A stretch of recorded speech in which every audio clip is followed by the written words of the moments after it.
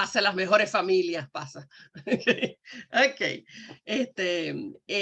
No, les había contado, ¿verdad?, de la captura de los soldados filipinos y estadounidenses en la península de Batán, que les había mostrado, y cómo los toman prisioneros. Y eso me trae al tema de los prisioneros de guerra en el frente asiático.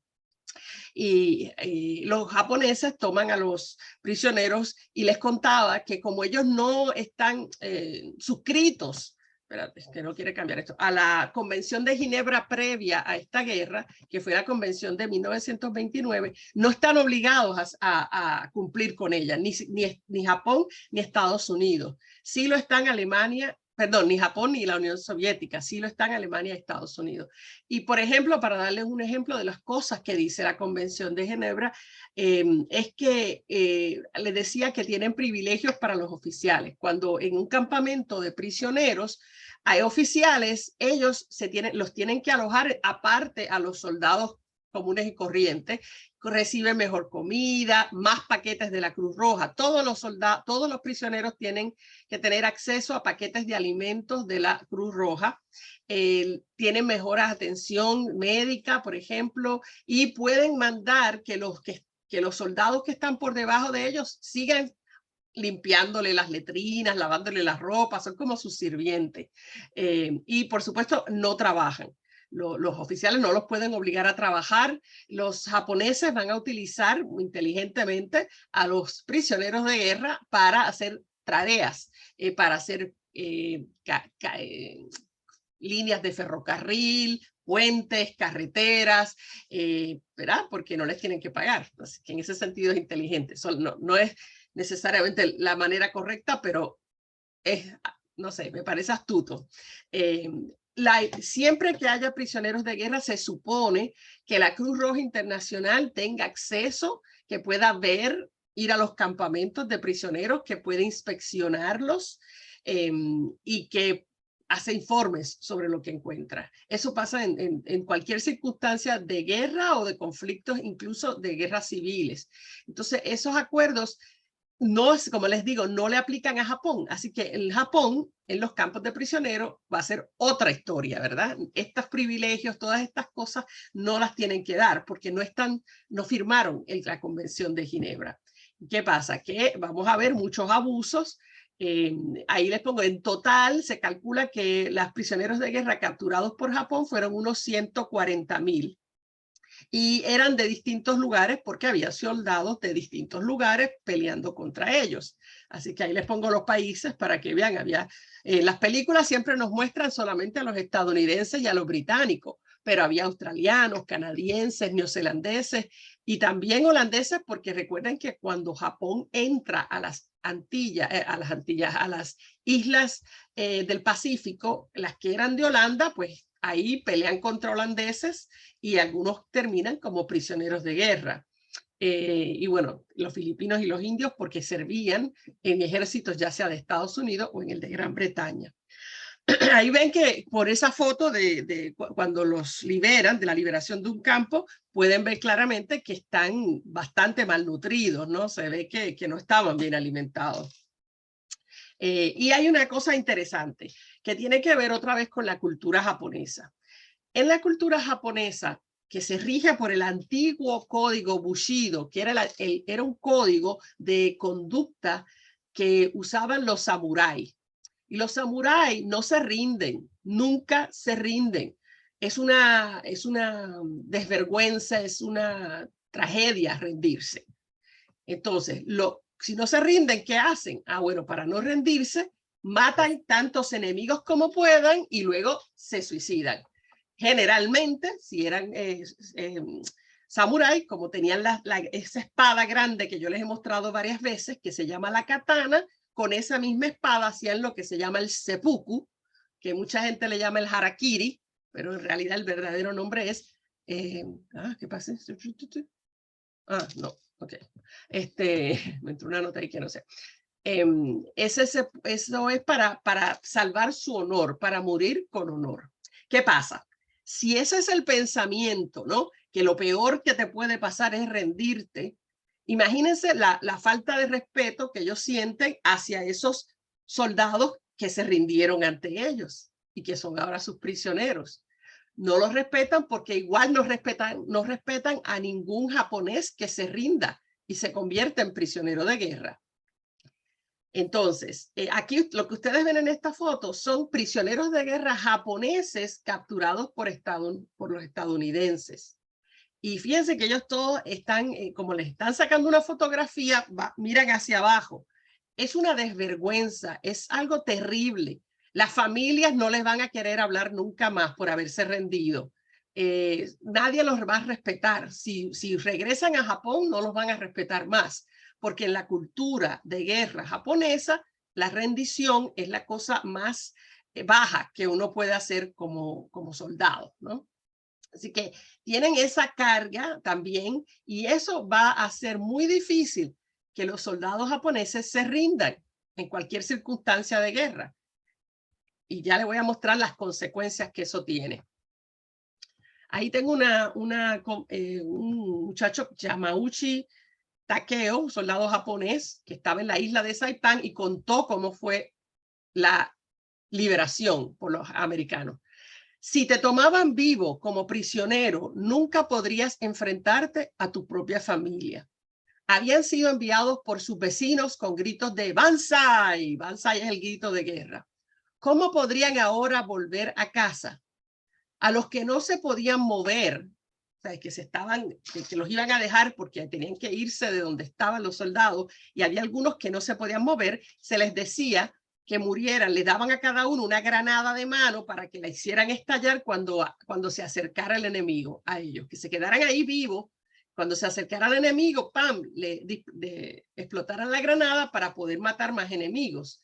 O de última, si nadie pasa y no pasa nadie, no vienen nunca los enemigos, que le daban cianuro, unos frasquitos de cianuro para que se suicidaran. Dice, las mujeres y los niños tenían cianuro. O sea que los civiles también algunos tenían cianuro. Los que no lo tenían saltaban de los acantilados, se suicidaban saltando, porque la isla de Saipan es una isla que tiene una meseta y un acantilado. Y de ahí saltaban hacia las piedras para matarse. Aquellos como yo éramos verdaderas excepciones, porque como se darán cuenta, él sobrevivió, él no se suicidó. Así que él dice que él era parte de las excepciones. Pero esta cultura, ¿verdad?, tiene mucho que ver también con el terror que ellos tenían de esos occidentales que venían a atacarlos, ¿no? Ellos no solo son el enemigo, sino que por la propaganda que habían recibido, es un enemigo que los va a destruir. Y ahí ya mismo les muestro otro de estos. Aquí pueden ver, esto que están viendo es un desfiladero, un acantilado, en la isla de Saipan, que es lo que estaba mencionando este muchacho. Desde este desfiladero se empezaron, y esas fotos las tomaron soldados estadounidenses cuando venían a tomar la isla, y ven los cuerpos cayendo desde el acantilado, tirándose al mar para suicidarse. Eso fue en julio del 44, cuando los estadounidenses entran a la isla de Saipan. Sobre todo esto hay un libro que está en inglés solamente, pero nada, les quería mostrar que existe, que es sobre los suicidios en masa en las islas de Saipan y Tinian en el 44, que ha sido estudiado porque es un fenómeno que para el mundo occidental es muy extraño, ¿no? Se esperaría que la gente estaría, sí, qué bueno, nos vinieron a terminar de esta guerra o lo que fuera, pero no, porque estas personas en estas islas de Saipan y Tinian son japoneses. Las islas le pertenecen a Japón. Entonces, ellos sienten que el estadounidense son enemigos, ¿no? Estas islas, para que tengan una idea, habían sido colonias alemanas hasta la Primera Guerra Mundial. Cuando terminó la Primera Guerra Mundial, yo les había comentado, seguro ya hace tiempo, sí que se les debe haber olvidado, como Japón apoya a los aliados de esa época, les regalan esas islas, se las dan. Las islas que eran de Alemania se las asignan a Japón. Pero ahora Japón es ahora el enemigo de Estados Unidos y de Gran Bretaña, así que por eso es que ellos están entrando ahora como enemigos, y se las están quitando de nuevo a Japón. Hoy, después de esto, las islas hasta el día de hoy son colonia de Estados Unidos. Estados Unidos se las quita a Japón y se las queda a Estados Unidos. Entonces, a ver acá, espérate que esto no quiere, ay, la pantalla cambia a veces, ajá. Entonces, Ligia, fíjense, sí, dime, perdón, dime, ¿por qué dime. esta persona que hizo el relato Sí, penúltimo sí. no fue maltratado, él se salvó? Porque no entendí, se me fue Porque él no se suicidó, él decidió rendirse y por eso sobrevive, porque si se rendía, en realidad no les iban a pasar todas las cosas horribles que ellos pensaban que les iban a pasar. Es que les habían dicho que los iban a cortar en pedacitos, que el enemigo era salvaje. Entonces le tienen tanto y tanto miedo a ese enemigo que también es una razón para suicidarse. Pero este muchacho parece que como era joven, tenía ganas de vivir, dijo, no, yo creo que me arriesgo, mejor me arriesgo. y sobrevivió. Ahora Perfecto. miren, para que vean cómo era la cultura. Bueno, acá están viendo, miren, estas son muchachas. Esto es todo lo que estamos hablando ahora, ven, es en el 44 al 45, son los últimos meses de la guerra. Y es desesperada, lo que yo le daba en la otra clase, al igual que en Alemania en los últimos meses, acá también hay desesperación, se están quedando sin recursos, están perdiendo la guerra, no tienen combustible, se están muriendo los soldados, y entonces recurren a las mujeres, a las que nunca habían recurrido, no para que tomen las armas como soldados, sino para que se defiendan. En el caso de que los estadounidenses entren a las islas donde ellas estén para que puedan defenderse. Entonces, miren, acá pueden ver, ven que son todas mujeres, todas son muchachas de una escuela, las que están en la de la derecha arriba, y están enseñándolas cómo usar las armas de fuego. Acá a la izquierda estos son pilotos y miren los jovencitos que son, los jovencitos, esos son pilotos de los últimos meses. Son muy, muy jóvenes. Tuvieron que buscarlos en las universidades. La gente que no había ido todavía a la guerra, tienen que buscarla. O son estudiantes universitarios, algunos son hombres muy mayores y otros son jovencitos como estos que se ve que parece que tienen 12 años, ¿no? No creo que tengan 12 años, pero se ven muy niños. Acá ven a la izquierda abajo, enseñando a las mujeres a defenderse con esas lanzas, ¿sí? Cómo defenderse con lanzas. Y acá ven abajo a la derecha, similar, enseñando a las niñas artes marciales con el uso de esas lanzas. Todo preparándolas por si acaso sus islas son invadidas por los estadounidenses. ¿Okay? Sé que todos están a la defensiva hasta el último momento. Es lo que les quiero comunicar con esto. Sobre eso que les hablaba, de que los japoneses no respetan a los cobardes, hay una película, siempre me gusta mostrarle películas, esta está buena porque tiene buenos actores, es con Colin Firth y Nicole Kidman, y es sobre un británico, no es estadounidense, es un prisionero de guerra británico que, pues, tienen que verla para que vean las relaciones que él desarrolla dentro del campamento de prisioneros. Es muy interesante, no les quiero decir mucho porque no, si les digo algo ya van a saber lo que pasa, así que no. Pero nada, la pueden buscar y para los que no les molesta saber lo que va a pasar en las películas, si la buscan ¿cómo se llama esto? En Wikipedia te dice todo, desde el principio hasta el final de la película. Ahí pues les muestro algunas escenas, ¿verdad? De los soldados que son ahora prisioneros, eran soldados, ahora son prisioneros de los japoneses. Y miren los flaquitos que están, también ven que están mal alimentados, con malas servicios, no tienen acceso a servicios médicos. Algunos morirán, como este hombre que ven acá abajo a la derecha, este muchacho con barba. Lo que está por ocurrirle es que el hombre que está a su derecha, que tiene el pantalón negro y la camisa blanca, lo que tiene es una katana, esa espada samurái, y con esa espada le va a cortar la cabeza.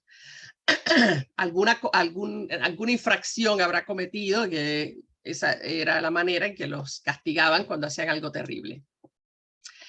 Pero no los matan, aunque los tengan así medio desnutridos, no los matan porque es importante tenerlos vivos, porque al final de las guerras se intercambian los prisioneros. Entonces, como hay un montón de japoneses que son prisioneros de los estadounidenses y de los británicos y de lo que sea, es importante para los japoneses tener estos para hacer el canje al final de la guerra. en toda guerra, por eso es que los mantienen vivos, si no los mataban a todos, ¿no? Entonces, en este momento, ya para el 44, como les decía, es tiempo de desesperación. Ya están básicamente bloqueados. Hay tantos barcos estadounidenses en el Pacífico que cada vez es más difícil mantener esa defensa de Japón.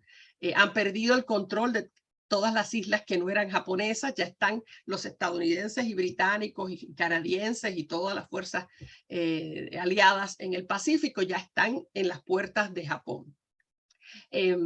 Los submarinos de Estados Unidos están atacando los barcos, incluso barcos que no son de guerra, y por tanto escasean los alimentos, escasea el petróleo para el combustible, para los aviones japoneses, para la defensa de Japón. Tantos pilotos japoneses han muerto que les quedan muy pocos y están entrenando a los jovencitos rápidamente, mal entrenados con frecuencia. Y bueno, ya están a nivel suicida, ¿verdad? Están literalmente suicidas. Y ahí están los famosos ataques que ustedes seguramente han visto en películas, que son los ataques kamikaze, ¿no? Kamikaze es una palabra japonesa que quiere decir viento divino, porque viene así con fuerza, ¿no? Aunque en realidad otro de los nombres con que los llamaban los japoneses son los toko, que quiere decir Tokubetsu Kogekitai, que quiere decir la policía especial japonesa. Estos ataques suicidas, porque son en realidad ataques suicidas, comenzaron ya desde octubre del 44, falta menos de un año para que termine la guerra, pero ellos no lo saben, ellos están en defensa hasta el final. Alrededor de estos son los kamikazes, se les conoce como son los del viento, son los que vienen en los aviones, son específicamente los kamikazes los que son pilotos. Y alrededor de 2000 pilotos llegaron a realizar alrededor de 4.500 ataques. Quiere decir que no todos se morían en el ataque, pero hay una alta probabilidad de morirse en el ataque.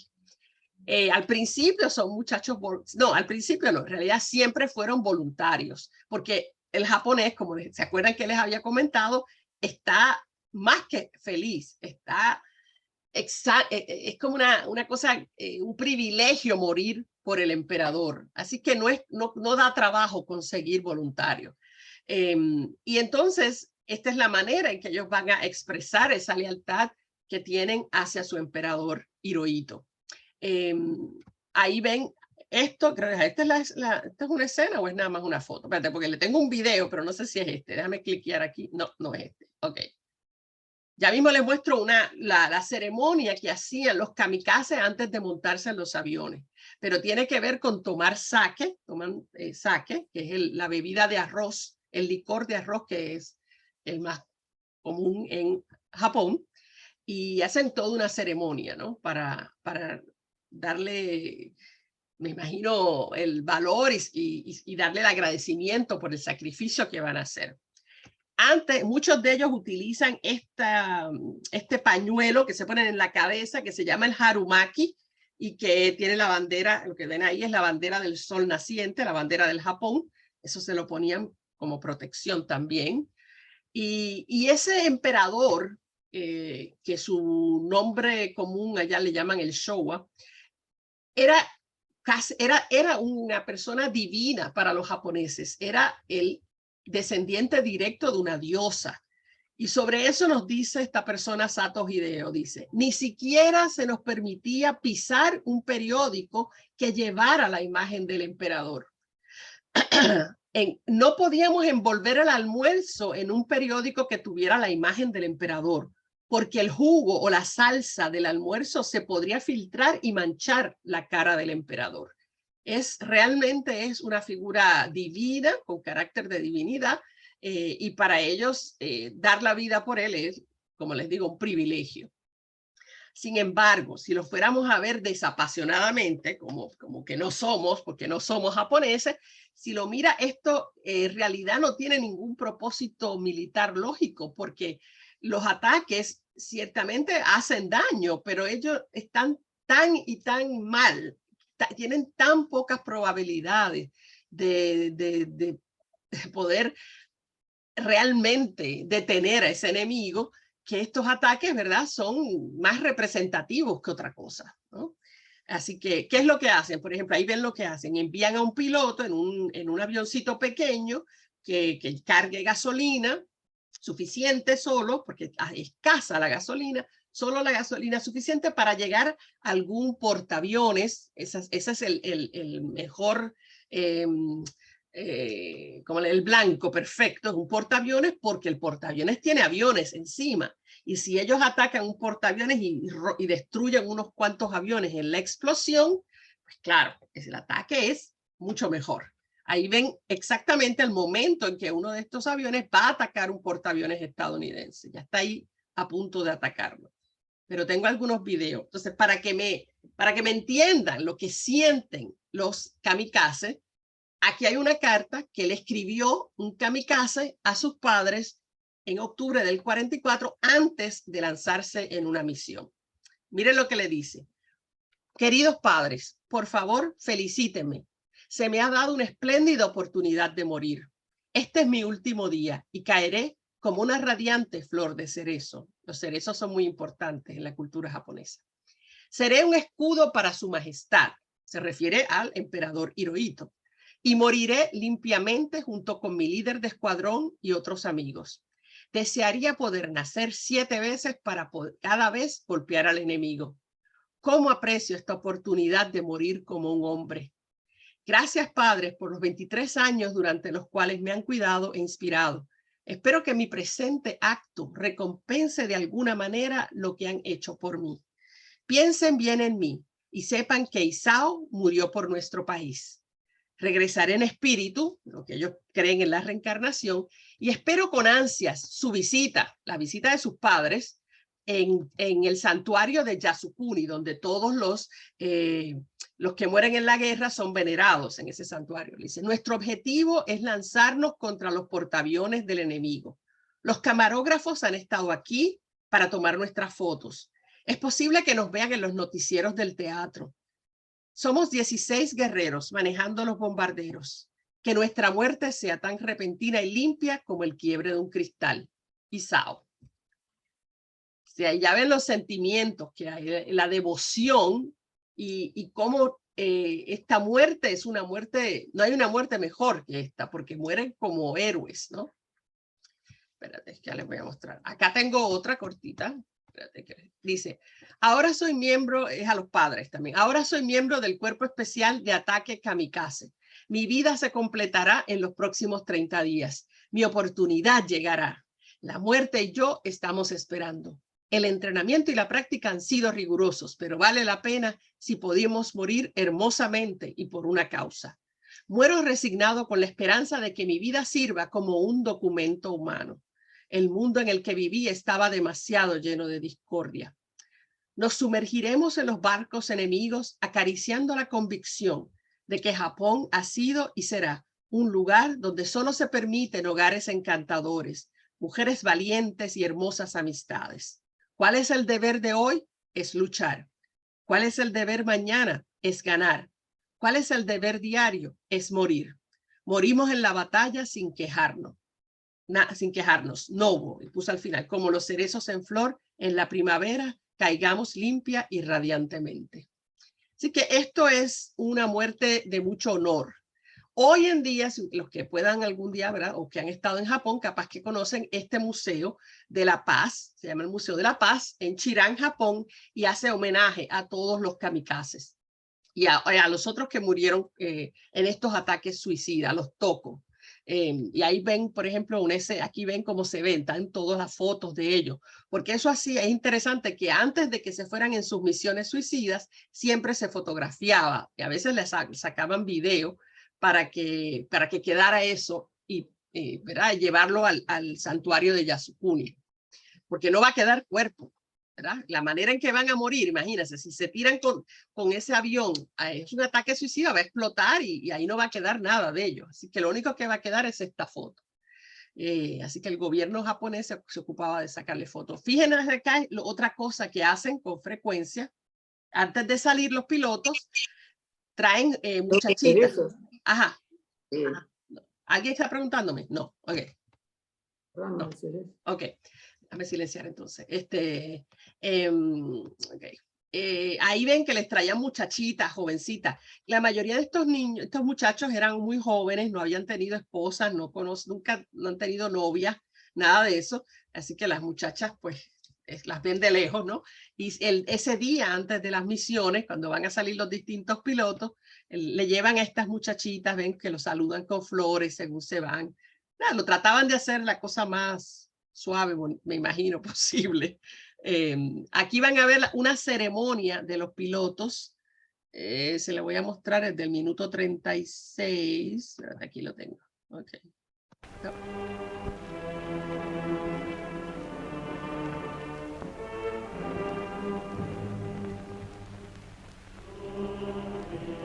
Ay, no está en el minuto 36. Espérate, déjame moverla aquí.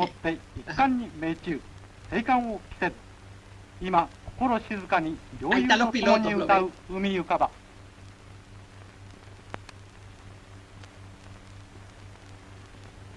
Ahí le dan el saque.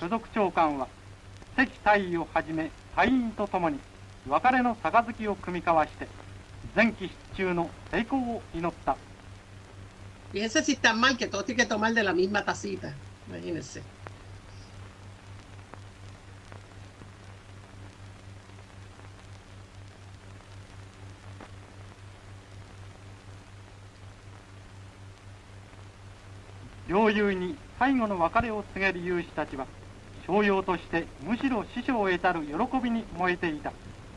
Ya se están preparando.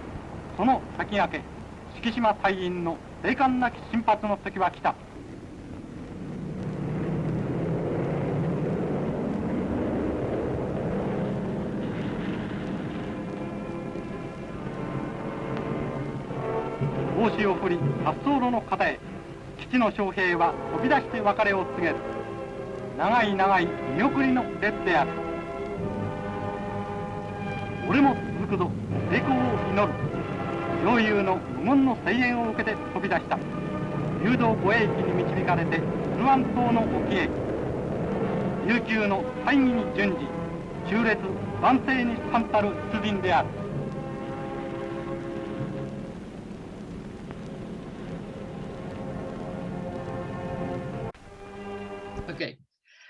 O sea que para el mundo occidental, esto es como el mundo al revés, ¿no? Acá, en el mundo occidental, sería algo terrible tener que ir en una de esas misiones. Para ellos es un honor y los que no pueden ir tienen envidia de los que van, ¿ok?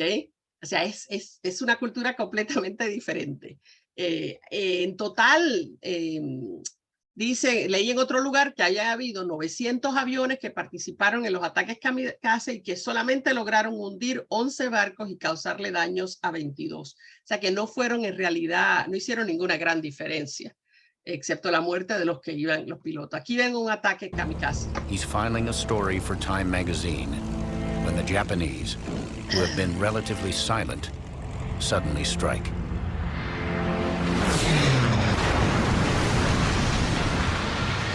Algunos caen al agua. Ese golpeó. In an attempt to strand the 180,000 troops ashore, the Japanese launch a vicious attack on the U.S. fleet, raining death from the skies.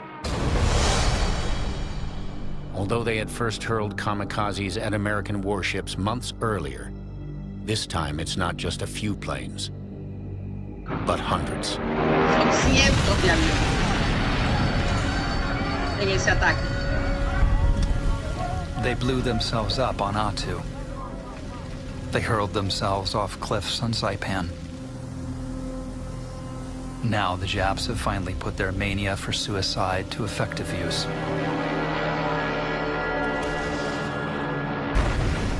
Nobody but the Japanese could have combined such medieval religious fervor with a machine as modern as the airplane.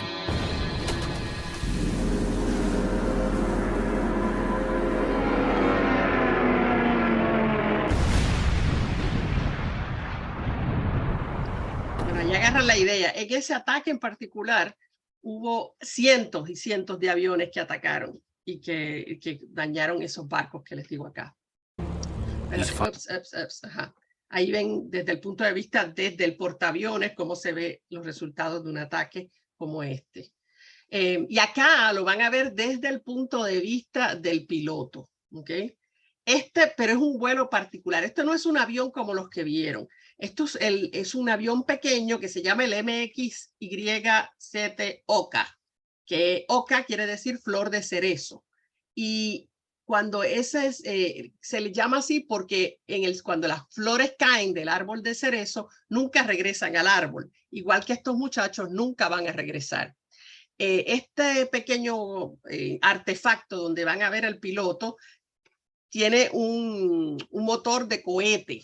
Es un motor de cohete, así que va rápidamente, pero de corto alcance. Y bueno, ahí lo van a ver. Déjenme ver si les busco el momento del ataque, que sería acá. A ver, por ahí.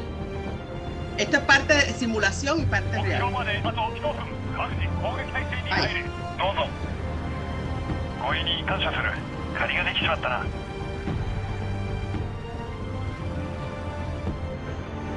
Ese es el cosito blanco que ven allá abajo. Es el Oka. ¿Lo ven? Él lo carga. Tiene un motor de cohete. Y lo va a soltar. A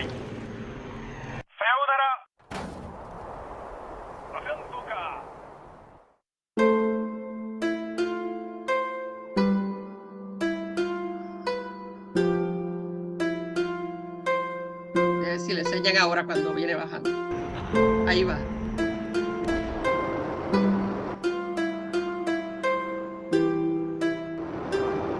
Eso es una recreación, esa parte.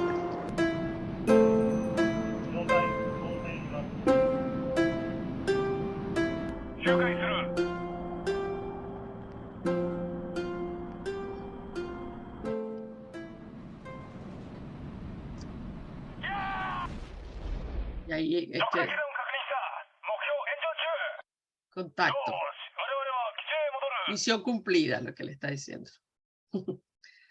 Ok. Y bueno, así eran esos ataques. Ese era otro de los tipos de ataque. Este es otro tipo de ataque. Este no es kamikaze, es toco solamente porque es en el agua, ¿no? Eso se llama el Shinjo, que quiere decir agitador del océano. Y es un pequeño botecito, una pequeña lancha, como le pongo ahí, de motor, pero que tiene una gran carga explosiva en la proa, o sea que le va a golpear al barco con esa proa que está llena de explosivos. Así que va, como todas las lanchas, a alta velocidad y se revienta contra los barcos enemigos.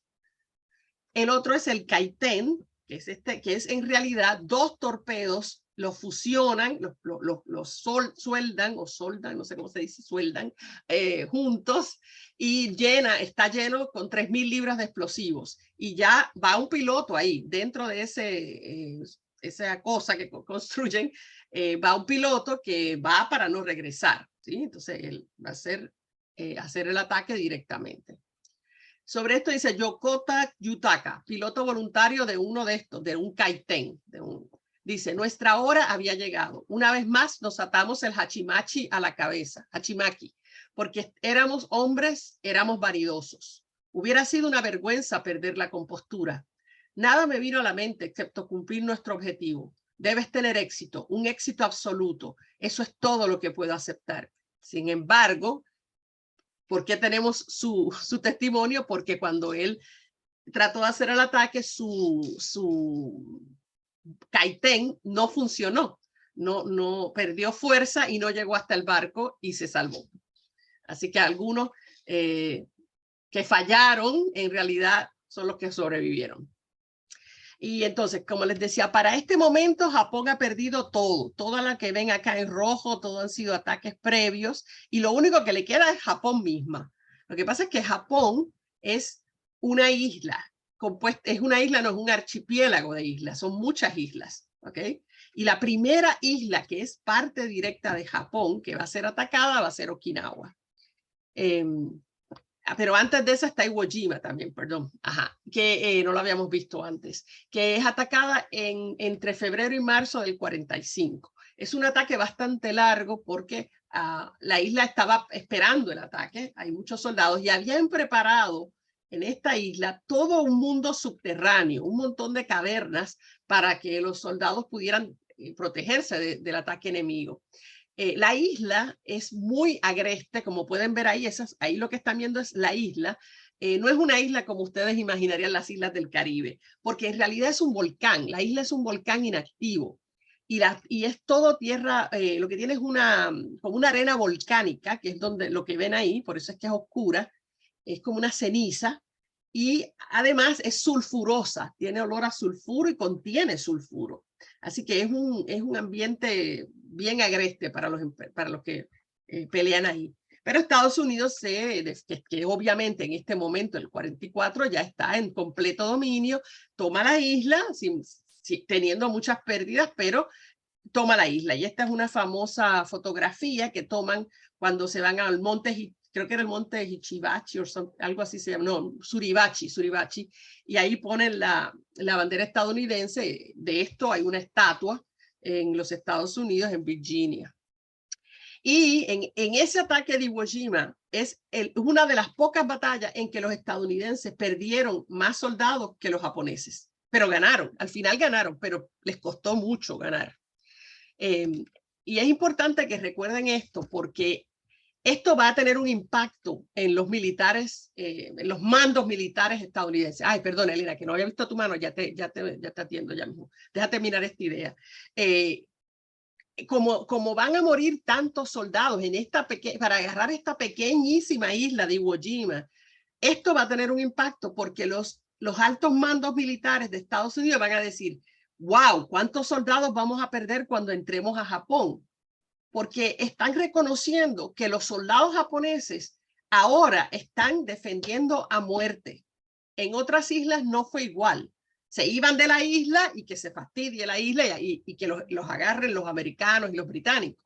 Pero ahora estamos hablando de islas japonesas. Entonces no van a ceder porque están cediendo a entregar su país, ¿no? al enemigo, y no lo van a hacer. Entonces, fíjense que en esta batalla, como les decía, los soldados estadounidenses las bajas en total, que suman 6.800 muertos más 25.000 heridos. Es altísimo el nivel de las bajas, mucho más altas que las bajas japonesas, que fueron de 18.844. Pero noten también que había muchos más soldados estadounidenses, así que igual ganaron. Esta batalla la ganan ellos, pero con un tremendo costo. Elena, dime, que ahora te noté que tenías la mano puesta. No, igual lo podemos dejar para después porque venía el caso a propósito de la carta esa. Pero sí, no, dime, porque si no me cambio de tema. Dime. No, que si vamos al caso, acá en Uruguay, el himno a la bandera que todos aprendimos a los 6 años, dice, no ambiciono otra fortuna, ni reclamo más honor que morir por mi bandera, la bandera bicolor, ¿tá? Ese es el himno que aprendimos por la bandera, ¿no? Así que, digamos, sí, acá era por el emperador. Exacto. Y bueno, iban y lo hacían, acá que yo sepa, no sé si hay alguien, pero bueno. Sí, es muy común ese tipo de entrega. Claro, esa entrega sí a la patria, ¿no? Claro. Sí, y son héroes. En cualquier país son considerados héroes. Claro. Acá les muestro donde están enterrados todos esos estadounidenses. Por supuesto no los pudieron sacar, esos cuerpos que murieron en Iwo Jima, y ahí hay un cementerio donde están todas estas tumbas de todos esos estadounidenses, y que los americanos a veces van, algunos representantes en el aniversario, ¿verdad? Y hacen conmemoración de todo eso. Ahora, entonces, una vez que toman Iwo Jima, lo que les viene es Okinawa. Aquí la ven en el mapa. Están viendo cómo es parte del archipiélago de Japón, que son muchas islitas, como ven, hay unas más grandes que otras. Okinawa queda acá. Ya están ahí. Esta batalla de Okinawa es la última batalla, ¿no? Antes de ya entrar a Japón. Y es entre abril y junio del 45. Acá también hay cuevas volcánicas, también es una isla volcánica y tiene unas cuevas naturales donde los estadounidenses le tiran, y les voy a mostrar en la foto, bombas de gas para forzarlos a salirse de las cuevas, ¿no? Pero muchos no se salen ni así. Y también los estadounidenses usaron con frecuencia gas venenoso, ¿okay? Que también los mataba dentro de las cuevas. El pueblo entero de Japón tiene la orden del Gyokusai, que quiere decir 100 millones de joyas destrozadas, que quiere decir morir, morir y no dejarse atrapar. Así que si no puedes pelear más, si llega un momento en que sabes que ya no puedes seguir peleando, entonces te toca suicidarte. Eso es lo que se espera que hagan todos, no solo los militares, todos. Ahí ven las cuevas que les comento, ven, como había esas cuevas, ahí se ocultaban civiles y algunos soldados las utilizaban también para esconderse. Así que los soldados estadounidenses las atacan con gases para forzar que salgan. Ahí ven madres con niños chiquititos saliendo de las cuevas porque estaban ahí escondiéndose. Ahí ven el uso del gas venenoso, claramente documentado, que les decía. Miyara Ruri dijo, el humo blanco llenó la cueva. No puedo ver nada, ya no puedo respirar. Respirar es una agonía. Sentí que me ahogaban. Y se salvó, pero estuvo 3 días inconsciente por el efecto de ese gas venenoso, pero se llegó a salvar esta persona. Y ahí los ven rindiéndose, saliendo de esas cuevas que estaban en la isla. Una pregunta. Sí, dime. ¿Estaba permitido el gas venenoso? ¿O lo usaron no, técnicamente no, pero como ellos tenían la sospecha de que eran soldados, o sea, no contra civiles, no, definitivamente. Y ese gas venenoso se vino a saber mucho después de la guerra que se está usando. En el momento en que se usó, no se sabía, pero vieron que hay fotos, de todo hay fotos y quedó documentado que tenían los tanques y los que reconocen esos tanques saben que eso es un gas venenoso. Así que no eran gases lacrimógenos lo que le estaban tirando, no. No se suponía, pero pasó. Ahí, espérate, les quería mostrar, ajá. Ahí ven otra, esta foto es muy famosa también de esta muchachita con el bebé cuando la están sacando. Le daban 2 granadas a cada líder juvenil, una para el enemigo, para que la tirara el enemigo, y la otra para el grupo cuando ya lo fueran a capturar. Pero estaban mal hechas porque esas granadas eran hechas en los últimos tiempos con malos, no tenían los ingredientes que necesitaban, la cantidad de explosivo que necesitaban, y muy pocas de ellas realmente explotaron. A la opción entonces, si no tenían las granadas, era matarse entre sí. Hubo gente que mató a su familia, a los niños, mató a la esposa y se suicidaron ellos con cuchillas, con lo que encontraran, ¿sí? Claro, no todos se suicidaron, porque ahí ven, les estoy mostrando fotos de gente que sobrevivió. Ven esos niños, ven los niños chiquitos que estaban ahí con uniforme de soldado, y todos esos niños pueden tener, ¿qué? 10 años, quizás 9, 10 años. Pero fue muy triste. Y este caso de Kingo Shigeaki, él cuenta lo que pasó. Sabíamos que si nos capturaban, nos cortarían en pedazos, nos cortarían la nariz, las orejas, los dedos, y luego pasarían por encima de nuestros cuerpos con sus tanques. Por eso nos suicidábamos, para evitar ser capturados por el enemigo. Y ahí ven una familia entera que se suicidaron todos ellos ahí. Y acá ven uno de esos acantilados que les comentaba, de los cuales se lanzaban para suicidarse ante el enemigo que ya estaba muy cerca. En total, ¿verdad? De la guerra, de la guerra de Okinawa, o sea, la batalla de Okinawa, ahí ven los soldados que cada uno tenía, 117,000 versus 209,000, y ven que en este momento las bajas de Japón son mucho más altas, o sea, 117,000 en total, entre muertos, prisioneros y heridos, y las bajas de Estados Unidos son solo 48,000. Pero sí murieron muchos civiles, parte de los ataques porque había ataque aéreo, pero muchos de ellos también porque se suicidaron. Ahora, esto, como les decía, ver ¿cómo se dice? Estos ataques suicidas, defensa loca, ¿no? O sea, insensata de suicidarse, pero antes de suicidarse matar a tantos del enemigo como es posible, provoca entonces que los militares digan, caramba, vamos a tener que revisar los estimados de los muertos que vamos a tener cuando ataquemos directamente a Japón. Y entonces lo que hacen es que basado en esto, extrapolan ahí, se inventan un número, se lo inventan porque en realidad no es real, pero los militares siempre piensan en la peor escenario posible y dan un estimado de que si los estadounidenses invaden Japón, ya Japón, la parte más Japón, las Islas Grandes, van a morir 5 millones de soldados estadounidenses. Ese es el estimado que hacen de 5 millones de soldados estadounidenses. Eso trae preocupación en los políticos, en el presidente, ¿verdad?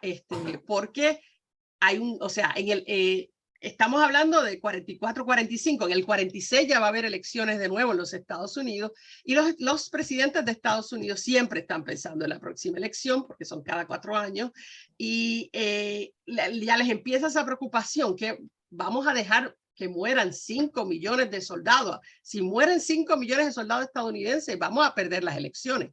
Así que eso está también en la cabeza del presidente de los Estados Unidos cuando están evaluando el próximo paso a seguir. Ok, entonces, eso es lo que está pasando en Japón. Desesperación, histeria, tratando de proteger Japón hasta lo último, pero ya mismo vamos a ver los detalles de lo que está pasando políticamente en Japón. ¿Okay? Ahora, ¿qué está pasando que ellos no saben? Esto es lo que los japoneses no saben que está pasando, pero estaba pasando desde hacía mucho tiempo en Estados Unidos.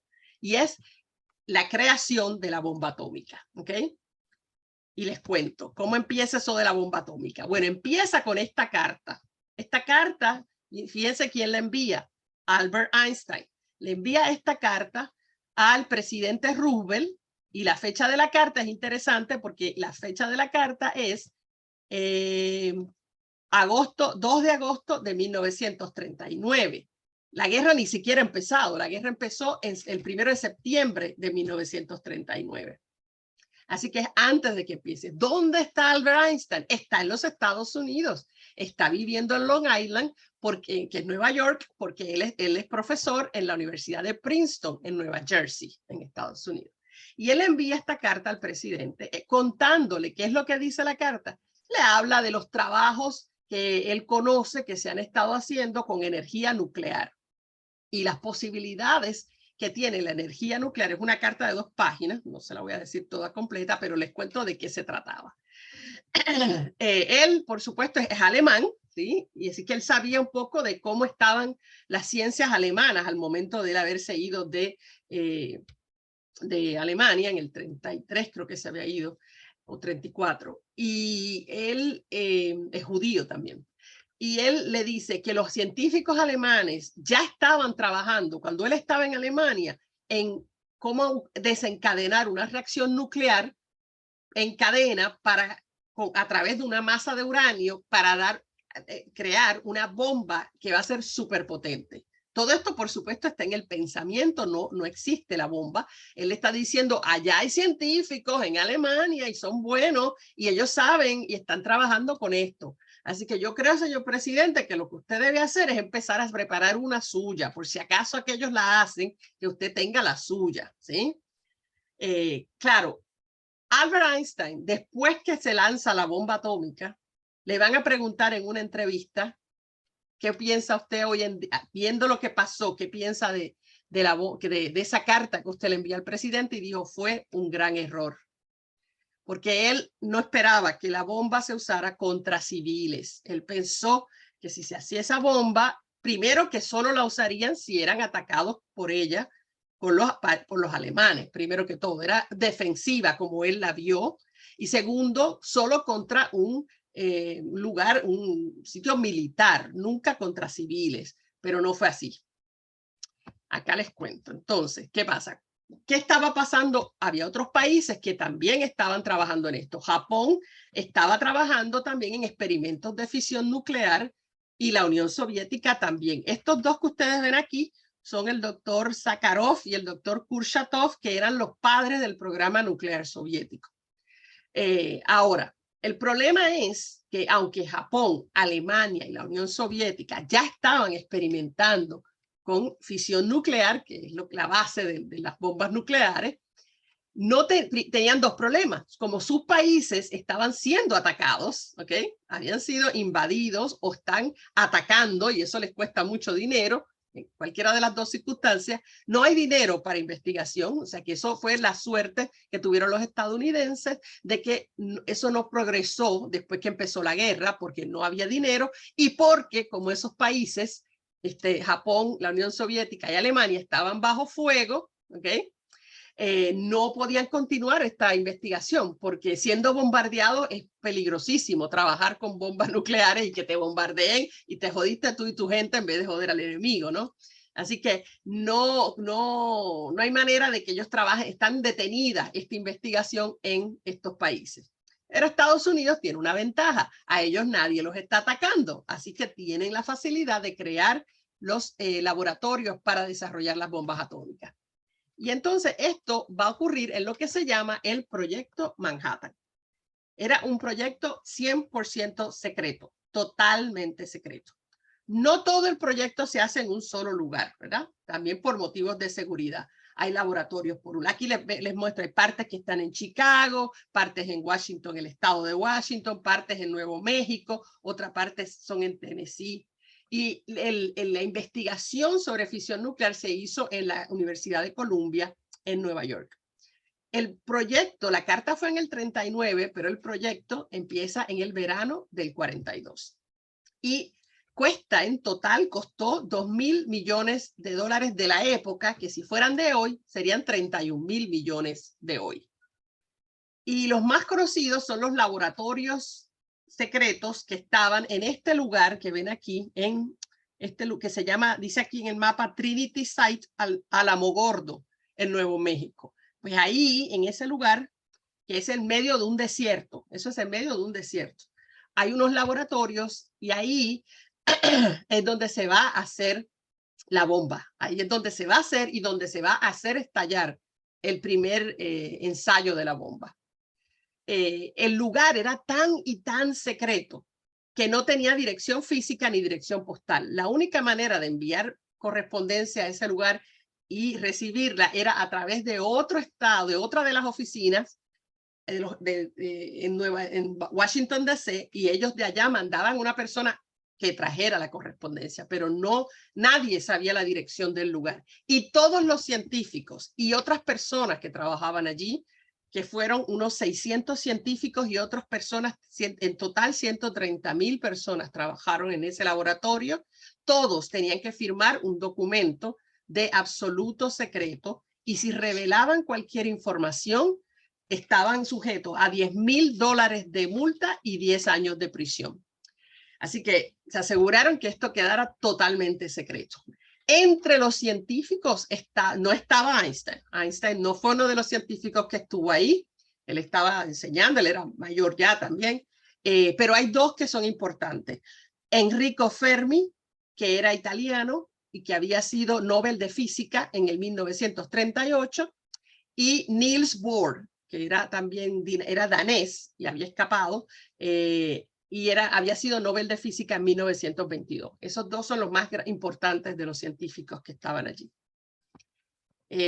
Acá. Pero el que lo dirige, el director científico, porque hay dos directores, hay un director militar y un director científico. El director científico es este hombre que ven aquí, que es el doctor Robert Oppenheimer. Era judío estadounidense, pero tenía familia de Alemania, o sea que sus familiares vinieron de Alemania. Y lo interesante de él, aparte de que era un tipo brillante y todo eso, es que él, después que exploten la bomba, que usen las bombas en Japón, él se vuelve un anti-bombas nucleares. Él se horroriza de lo que han hecho porque la usaron, como les dije, contra civiles, y él se horroriza. Y es como un trauma que él fue parte de esto, y él se vuelve... realmente protesta en los Estados Unidos contra el uso de armas nucleares y contra el desarrollo de más armas. Él cree que hay que eliminarlas todas y se acabó. Pero tanto es su fervor que entonces el gobierno de Estados Unidos lo persigue, lo saca del trabajo y lo vuelve prácticamente enfermo de la mente de la persecución que le tenían en los años 50. Así que terminó tristemente la historia de Robert Oppenheimer. No puede él hacer la paz con ese pasado, con haber sido parte del proyecto. Entonces, mientras tanto, ¿qué está pasando con la guerra? Bueno, va a haber dos conferencias que les voy a comentar, que son de los últimos tiempos de la guerra. Esta primera conferencia de las últimas, porque hubo una en Casablanca que yo les mencioné antes y esto. Esta es en Yalta, que es en Crimea, que es un lugar que hoy volvió a ser parte de la Unión Soviética hace unos años, está en la Unión Soviética. Son unos cuantos días, se reúnen los tres líderes grandes, que son Winston Churchill, el presidente Roosevelt y Joseph Stalin. Hay mucha cordialidad entre Roosevelt y Stalin. Se han escrito varios libros sobre las relaciones, las buenas relaciones entre Stalin y Roosevelt. Se hacían chistes, se llevaban muy bien. Winston Churchill no soporta a Stalin. Ese no lo soporta, no quiere hablar con él. Entonces, en el medio siempre va a aparecer Roosevelt, que es el mediador entre ellos. Y en este momento en que se reúnen, la importancia de cada uno ha cambiado. ¿Por qué? Porque en este momento los rusos están a 80 kilómetros de Berlín, están ya dentro de Alemania y a 80 kilómetros de Berlín, están casi ahí. Y sin embargo, los británicos, los canadienses, los franceses, los estadounidenses todavía están fuera de Alemania. Están tratando de llegar, pero no han llegado. Así que en esta conferencia, el que tiene el poder, ¿verdad?, para la negociación es Stalin, que es el que está en realidad ganando esta guerra para todos ellos, para beneficio de todos, pero él es el que está en la posición de pedir más. Y así lo va a hacer. Y en esta conferencia, que es muy importante, probablemente aquí lo vamos acabando hoy, en esta conferencia, fíjense lo que él logra. Cogen el mapa de Alemania y el mapa de Berlín y se lo dividen en las divisiones que van a tener después de la guerra. Un pedazo grande al este, para el pedazo más grande hacia el este, le toca a los rusos, a los soviéticos, y la parte del oeste se la dividen entre Francia, Francia, Inglaterra y Estados Unidos. Eso lo divide. Y lo mismo pasa con la ciudad de Berlín, se la dividen de la misma manera. Dentro de la discusión, bueno, ¿qué va a pasar con Polonia? Stalin le preocupaba mucho Polonia porque Polonia es el país que está antes de la Unión Soviética y el país por el cual los alemanes ya llevan 2 guerras que se le meten adentro cruzando por Polonia. Entonces Stalin tiene mucha preocupación con que no vuelva a pasar, ¿no? Por supuesto. Y él dice, bueno, yo estoy dispuesto entonces a hacer elecciones, porque los otros le ponen presión, para que haga elecciones libres, independientes y poderosas, dice él. Que es una nación libre, independiente y poderosa, van a ser elecciones democráticas. Él acepta que haya elecciones en Polonia.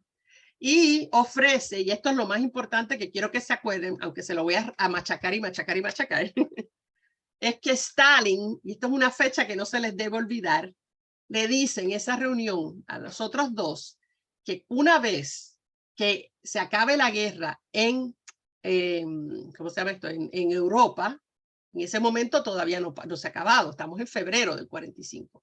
La guerra se va a acabar en mayo, el 9 de mayo del 45. Y él dice, dame 3 meses, desde esa fecha, la fecha que sea, cuando se acabe la guerra aquí, en 3 meses, exactamente 3 meses, yo voy a estar allá en Japón para ayudarlos. Y así yo ataco a Japón desde el norte y ustedes lo vienen atacando desde el sur y ahí ya le vamos a ganar a Japón. Ese es el acuerdo, ¿ok? Así que les dice, ok, perfecto, y lo cuadran, y Roosevelt está muy contento con el acuerdo, nos vamos a encontrar en Japón en 3 meses. ¿Por qué 3 meses? Ustedes miran, ¿por qué 3 meses? Ah, porque ustedes saben, y miran un mapa de Rusia, que es gigantesca, enorme, y los soldados están en Alemania. sus soldados están en Alemania. Entonces, movilizar a esos soldados con todo, con equipo, con los tanques, con aviones, con todos los tereques, hasta el sur, hasta el otro lado, hasta la frontera con la Manchuria, va a tomarle 3 meses. Además ¿sabes? Darle quizás un descansito, ganaron una guerra. Por lo menos la guerra en Europa la están ganando, ¿no? Le damos unos descansitos a los soldados, movemos todo, dame 3 meses, el cálculo que él hace. A cambio de eso, y cuando yo llegue allá a Japón y yo los ayude a ganar la guerra y a terminar esta guerra, yo lo único que le pido son 3 cositas. Las Islas Kuriles y la parte sur de la isla de Sakhalín. A ver si tengo el mapa aquí para mostrarle ahora que les digo. Ok, estas islas, a ver si las puedo mostrar, están entre estas islas que están aquí, que las reclama, la Unión Soviética las reclama, pero Japón las había tomado. Entonces ellos quieren que se las den a ellos. ¿Okay? Para que más o menos tengan una idea en el mapa. Pide que en Corea le den una zona de ocupación también. Entonces, como dividieron el mapa de Alemania, que también le den un pedacito a él en Corea y que le den el control de Hokkaido, que es la última de las islas grandes. Deja volver otra vez al mapa. Creo que es, la última de arriba para abajo. Creo que es una de estas grandes de Hokkaido, que es una de estas islas de Japón. Espérate, no, me fui para adelante. Ok. Y por último le dice que una vez que China sea liberada, yo lo único que quiero es que me permitan controlar junto con China los ferrocarriles de Manchuria, porque Manchuria hace frontera con la Unión Soviética y ellos quieren entrar en ese negocio de mantener el control de los ferrocarriles de Manchuria junto con China. Ok, eso es lo que él pidió. Todos aceptan, todos están contentos. Otra cosa que hablan en esa reunión es que para evitar futuras guerras hay que crear una organización que sea mejor que aquella Liga de las Naciones que no funcionó.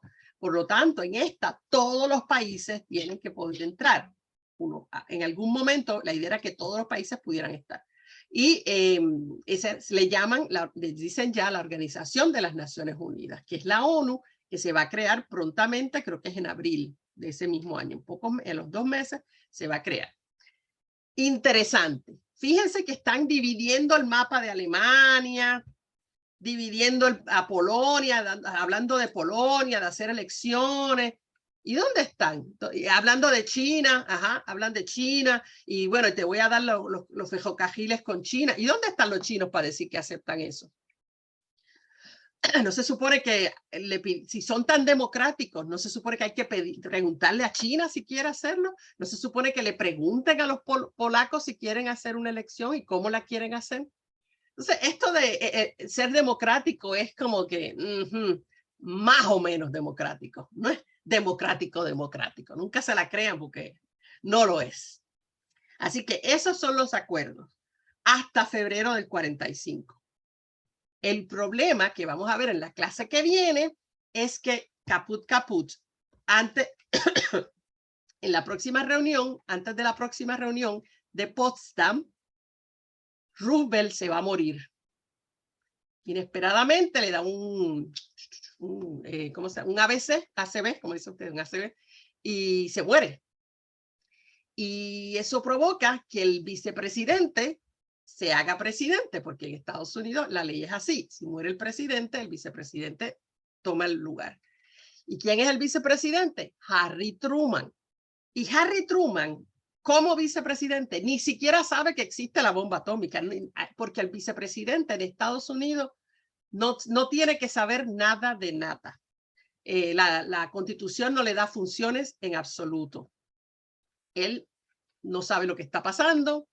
Él, en realidad, Harry Truman era un vendedor de ropa. Su carrera había sido vendiendo ropa en una tienda, ¿ok? No es un tipo que es del sur de Estados Unidos, no del sur, Missouri, más o menos sur. Y además es un anticomunista rabioso, como Winston Churchill. Así que las buenas relaciones que había entre Roosevelt y Stalin se van a ir por el chorro. ¡Shups! Y ahora es Truman, que detesta a Stalin, Y por eso es que hoy en día la gente, casi todo el mundo occidental, no quiere reconocer el sacrificio de los soviéticos en esta guerra, y pues ellos fueron los que en realidad llevaron la mayor parte del peso de esta guerra. Pero eso no lo quieren decir porque como después de esto viene el anticomunismo, pues no se puede decir nada bueno de la Unión Soviética. Pero la verdad es la verdad. Y la verdad es que iba, si todo el mundo que le gusta ver ¿cómo se llama esto? La historia contrafactual, ¿no?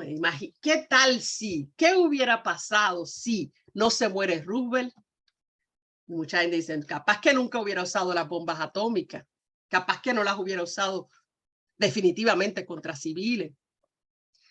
Y de eso vamos a hablar en la clase que viene. ¿Cómo se toma esa decisión de lanzar esa bomba? ¿De dónde lanzarla? ¿Okay?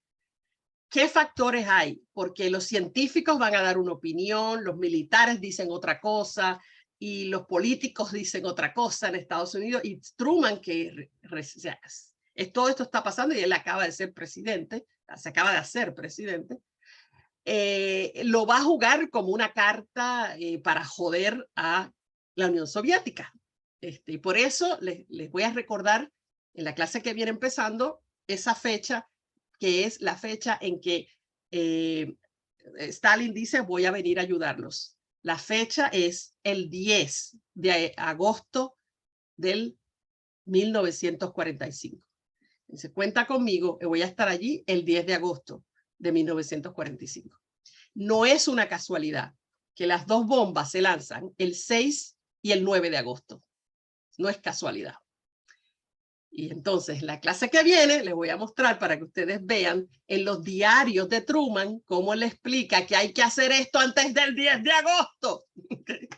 Y lo repite y dice, no podemos, hay que tirar la bomba antes del 10 de agosto. ¿Por qué? Porque él no quiere darle nada de esas cosas que pidió Stalin a cambio de su participación, y sobre todo no quiere compartir la gloria de la victoria con él, ni compartir tierra, ni porque ustedes saben que yo les dije con las guerras donde los soldados ponen el pie es donde reclaman, y cuando vengan esos rusos desde arriba van a agarrar la mitad de Japón y entonces le vamos a tener que dar la mitad de Japón. Entonces eso es lo que está subyacente. Y bueno, le tengo historias de eso y de otras cosas. Yo conocí una sobreviviente de la bomba de Hiroshima cuando estuve en Estados Unidos, y la voy a mostrar, le voy a hacer un cuento que nos hizo ella. Así que tengo todas esas cosas para la clase que viene. Así que los dejamos aquí con la bomba en proceso. ¿Okay? Ya la clase que viene la terminamos y vemos por qué la usamos. ¿Ok? Así que, dudas, con nada, pregunta de eso que vimos hoy. ¿No? Perdón, Ligia, me tengo que ir. Dime. Judith, me tengo que ir. Sí, está bien. Dime. Mira, yo quería preguntarte algo que no lo recuerdo, que tal vez lo dijiste al principio y yo no lo capté bien. Es decir, si los japoneses, ¿cuál fue la causa por que los japoneses, que estaban con los aliados en la Primera Guerra Mundial, para la Segunda se pasaran, digamos, para el enemigo? No sé cómo decir. ¿Cuál fue la causa? ¿Qué los impulsó a eso? Te explico. En esos años, entre una guerra y la otra, los militares japoneses fueron cobrando fuerza y cobrando fuerza. El país se modernizó y se modernizó militarmente también. Y eran ellos sabían que eran el único país en toda Asia que estaba industrializado y que tenía la capacidad para hacer armas y todo eso. Sabiendo eso, entonces deciden crear esta idea de la Gran Asia Occidental. La idea es todas estas colonias que están aquí, porque casi todos los países de Asia eran colonias de alguien. La Indochina era colonia francesa, estaban las colonias holandesas, colonias británicas, colonias de Estados Unidos, o sea, está todo, excepto Japón. ¿Y qué pasa? Japón dice, bueno, yo creo que como nosotros somos todos asiáticos, Asia debe ser para los asiáticos, y lo que tenemos que hacer es sacar a esos europeos de aquí y a los estadounidenses, y nosotros tomar el control de las islas y ser todos felices porque todos nos entendemos, porque todos somos asiáticos. Claro, que era, en realidad era imperialista, ¿no? Pero bueno, esa es la idea como la pinta. ¿Y qué pasa? Ellos, cuando tienen ese plan, cada vez en el mismo gobierno de Japón, más militares en posiciones de poder. Se va militarizando el país. Y hay un momento en que básicamente están tomando las decisiones todos los militares y empiezan a prepararse para ese plan. Y como yo les conté antes, primero toman Manchuria, después agarran China, atacan China y por ahí siguen atacando todas esas colonias y las van a poder controlar. Para el año del 42, mediados del 42, controlan todo, básicamente. O sea, que les fue muy bien. Pero en eso fue lo que Estados Unidos se preparaba para defender eso y ahí vino Estados Unidos y se los comió. Pero ahí es que estábamos hasta ahora. Así que ellos habían estado ahí, pero el plan no les salió tan bien porque no pudieron mantener las posiciones que lograron. Así que, sí. ¿Okay? ¿Alguien más tiene dudas, preguntas? No. Si les surgen después, me las pueden preguntar en la página de WhatsApp. Y si no, pues los veo el martes y seguimos ahí con la bomba atómica. Muy ¿Okay? buena. Dale, que estén bien. ¿Okay? Chao, chao. Chao, chao. Cuídense. Chao, chao. Igualmente.